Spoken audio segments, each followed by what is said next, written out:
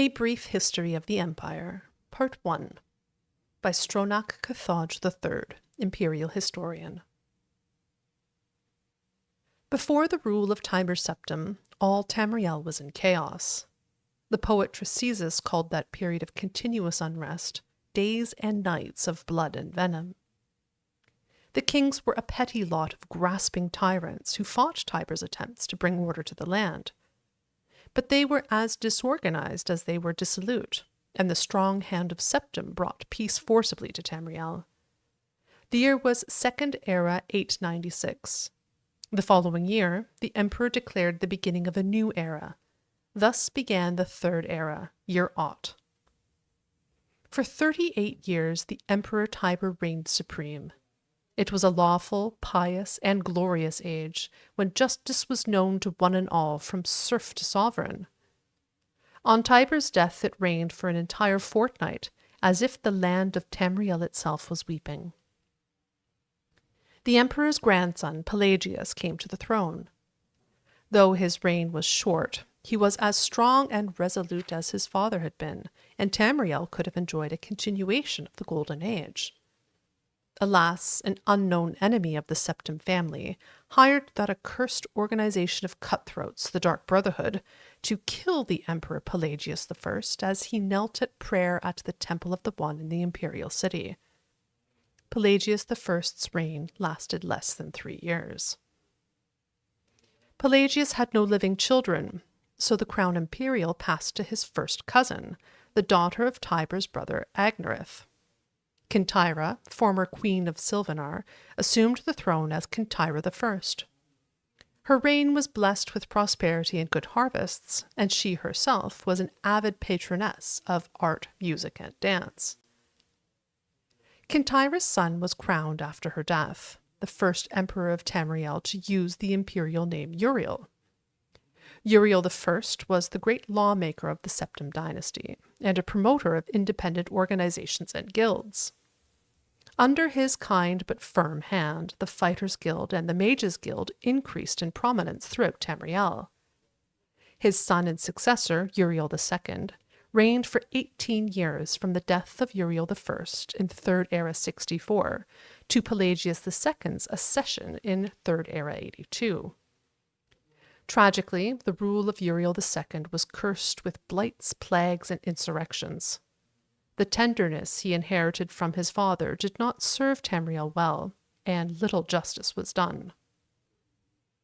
Pelagius II inherited not only the throne from his father, but the debt from the latter's poor financial and judicial management.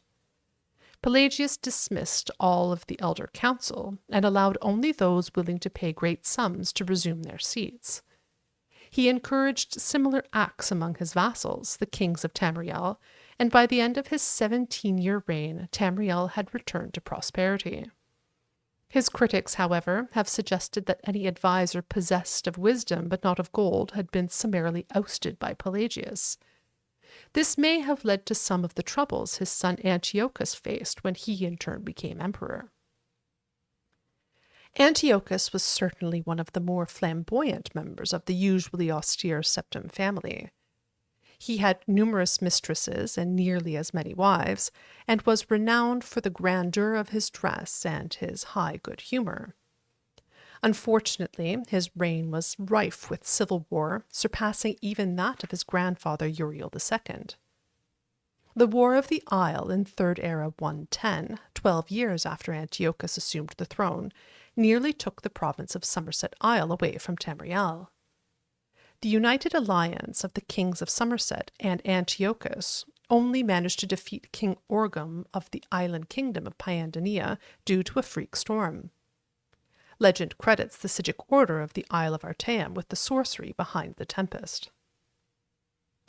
The story of Kintyra II, heiress to her father Antiochus's throne, is certainly one of the saddest tales in imperial history.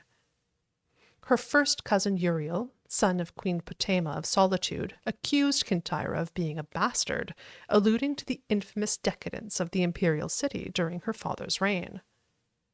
When this accusation failed to stop her coronation, Uriel bought the support of several disgruntled kings of High Rock, Skyrim, and Morrowind, and with Queen Potema's assistance, he coordinated 3 attacks on the Septim Empire. The first attack occurred in the Iliac Bay region, which separates High Rock and Hammerfell. Kintyra's entourage was massacred and the Empress taken captive. For 2 years, Kintyra II languished in an imperial prison, believed to be somewhere in Glenpoint or Glenmoral, before she was slain in her cell under mysterious circumstances. The second attack was on a series of imperial garrisons along the coastal Morrowind Islands. The Empress's consort, Content Erinx, fell defending the forts. The third and final attack was a siege of the imperial city itself, occurring after the Elder Council had split up the army to attack western High Rock and eastern Morrowind. The weakened government had little defense against Uriel's determined aggression and capitulated after only a fortnight of resistance. Uriel took the throne that same evening and proclaimed himself Uriel III, Emperor of Tamriel. The year was 3rd Era 121. Thus began the War of the Red Diamond, described in Volume 2 of this series.